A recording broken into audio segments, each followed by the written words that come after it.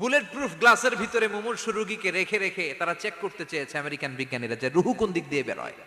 তারা ওজন করে দেখে মানুষ মরে গেলে কোন লাশের ওজন বেড়ে যায়, কোন লাশের ওজন কমে যায়। যেটাতে কমে গেছে 2-1 কেজি কমে যায়, তার অবাক, কিরা আগে ছিল 80 কেজি এখন হইছে 78 কেজি, তার মানে 2 কেজি না, এটাই রুহু।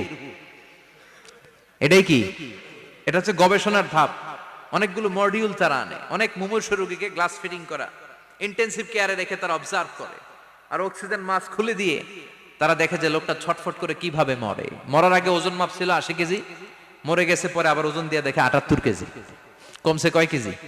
বিজ্ঞানে কয় পাইছি। সবাই কয় কি পাইছো? কয় রুহু।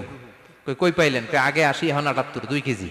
তো বিজ্ঞানীদের সিস্টেম হচ্ছে যে কোনো একটা বিষয়ের উপর গবেষণা চালালে তারা পূর্ণাঙ্গ ডিসিশনে পৌঁছতে পারে না। They couldn't jump to the final conclusion just on one module, based on one module, they can't do it.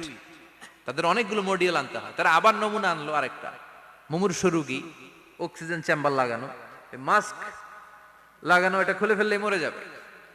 Bullet proof করা গ্লাসের ভিতরে ঢুকিয়ে এটার ওজন মাপ, এটার ওজন 60 কেজি।